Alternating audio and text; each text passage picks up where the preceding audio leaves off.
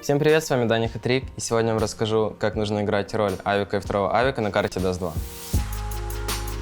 2. Начнем со стороны КТ, и я вам расскажу, как занимать лонг, исходя из спауна. Начнем с того, что делает первый спаун. Первый спаун находится здесь. Он бежит на лонг, зажимает такой молотов и кидает его в коробку. И заходит сразу за стенку. Второй спаун, который бежит сразу же за ним, он может дать вот такой вот молик за синий, дабы зонить сразу две позиции. Если, допустим, атака выбегает лонг под флешки, они здесь могут прогореть и выходят за синий, они тоже горят, и, скорее всего, им придется пикать, и уже выпад флеш, который дает зачастую снайпер, вот такой вот флеш он дает, самую классическую. Вы можете просто вот этого врага, который здесь будет стоять, под флеш вместе убить. Это что насчет спаунов. Третий спаун, которого авик, зачастую он дает вот такой дымный проход. Не такой. Вот такой дымный проход дает. Идет к своим союзникам и кидает им такой флеш. Сначала дает на минуте 49, потом зажимает по колу, и по колу дает вторую вот такую. И они уже вместе здесь врывают и занимают лонг. Дальше что может сделать опорник длины? Он может пройти яму, и у него постоянно должен оставаться дым, так как это очень важная граната для опорника лонга. Вот я вам покажу самый классический дым яму. Вот, об окошечко на шифте идете, и он прилетает в ворота. Также вы можете вот так вот прыгать на чек, вас не будет слышно, просто можете спотить, и если вы увидите кого-то, можете попросить авик, чтобы он пришел к вам, или, допустим, зажал вам такую флешку над ямой, и вы под нее пикнули. Это что насчет опорника длины. Второй спаун помогает занять длину ему. Допустим, он там откинул молик за синий, продлил ему дым, отдал свой дым ему в коробку, и когда авик контролит зиг, второй игрок может пойти в КТ, он зачастую играет роль ротации. Он идет в КТ и уже со своими тиммейтами с Б вместе контролит мид. Контролит сплит Б, не знаю, выход зиг, собирает инфу по зигу постоянно и так далее. Это тоже очень важная роль. Дальше это АВП на, это очень важная роль, я вам расскажу, какие позиции нужно занимать. Это кеннис, реклама, плент и как нужно передвигаться, помогать своим тиммейтам на этих позициях. Если у вас первая респа, что вообще делаю я иногда, когда я на с авиком, у меня первая респа? Я иду пикать ДЛ, я подхожу, вот здесь вот, бегу спиной, чтобы дожать флешки, пикаю. Если они кидают флешки, я пытаюсь блайндшотить. Если никого не вижу, в коробке никого нет, я могу вот так вот зуме подходить и отпикивать типа, вот здесь, который может стоять и просто вас контролить с калашом. Это хороший мув и, в принципе, может быть легкий фраг для вашей команды. Вы можете раздобыть легкое преимущество. Также можно распикать вот дальнего оппонента, который может сидеть вот здесь за машиной и контролить вас. Или же, если вы не хотите отпикивать, вы можете пикнуть, убили или никого не видите, даете глубокий молик своему тиммейту или глубокий дым, и он просто занимает коробку, и атака уже не контролирует эту зону. Им приходится тратить флешки, дымы на ретейк и так далее. Вообще, если у вас дефолтный стап у вас, допустим, один тип яме или под синим где-то, контролит лонг, ваш тип КТ, чаще всего снайпер где играет? Правильно, на машине, на рекламе. Вот, он может так стоять, контролить этих ребят, которые будут фастово бежать зиг, возможно, или просто, которые будут проходить на плент. Если здесь лежат такие дымы, что вообще атака делает чаще всего? Они кидают, допустим, вот такие вот дымы. Они также докидывают флешки на рампу. И вы здесь стоите full blind и ничего не можете сделать. Как вообще нужно играть?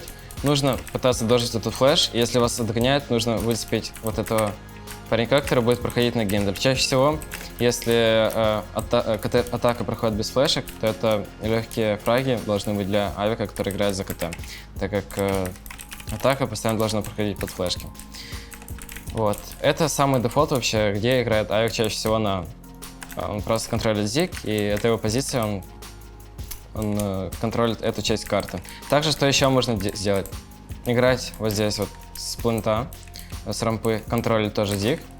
И если вы, допустим, убили, можете репикнуть сверху, попросить флеш, пикнуть под флеш и так далее. Также самый последний вейпоинт — это гусь. Но на гусе, на самом деле, такое себе играть, потому что если, допустим, вы даже убиваете одного, вам не хочется репикать, потому что вас уже здесь может контролить авик, и вам, скорее всего, дадут молик на гусь.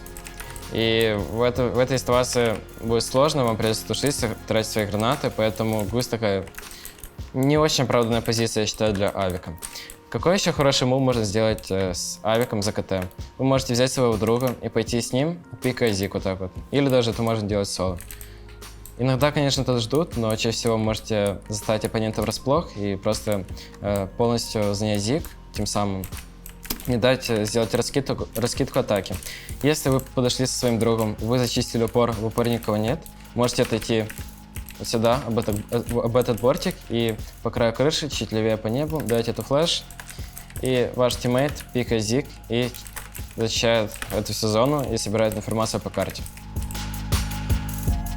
Я бы хотел вам рассказать, как нужно играть на соло Б с авиком и какие позиции нужно занимать. Приступим. Как вообще нужно сыграть соло ПБ, если, допустим, ваша команда играет 4А, и вам нужно крепить длину или просто А-сайд? Вам ваши ребята с А должны дать дым проход. Вы бежите. Вы должны собрать инфу по суициду. Здесь все прочекать. Дальше. Для того, чтобы сдержать атаку, вам нужно потратить свои гранаты на Б. Вы даете молик. Чаще всего нужно много гранат потратить для того, чтобы вас просто не зарашили. Если, допустим, атака догадается, что 4А начинает, то они, скорее всего, или могут сплитовать, или могут просто выйти на вас одного. Как вообще делаю я, если я соло с авиком на Б? Я сначала даю такой молик, занимаю за иксом, пикаю вот этого типа. Дальше ко мне стягивается уже мой тиммейт, и я иногда даю такой дым, для того, чтобы заблочить атаку контроля. Дальше я могу пройти за дальний и здесь уже играть. Вообще, когда вы соло на Б, неважно это АВП или нет, вам нужно сдержать атаку, чтобы вас одного не зарашили и не заняли плейн. Поэтому у вас должны быть гранаты. И вам должны давать дым-проход, а не вы. Вот, вы, допустим, если у вас М-ка, что вы делаете? Вы даете молик. После молика проходит пару секунд. Даете флеш. Ничего не происходит. Допустим, даете дым. И потом можете пожить этот дым, допустим, с калашом или с М-кой, и дать туда глубокую хэ. И к вам уже вот в этот тайминг успеет стянуться ваш тиммейт и помочь вам. Или, допустим, вы можете поменяться, он с фулл раскидом станет на Б, а вы, допустим, заберете мид с окна. Вот. Также есть хороший мув на Б с авиком, вы можете бежать вот так вот, как я это иногда делаю.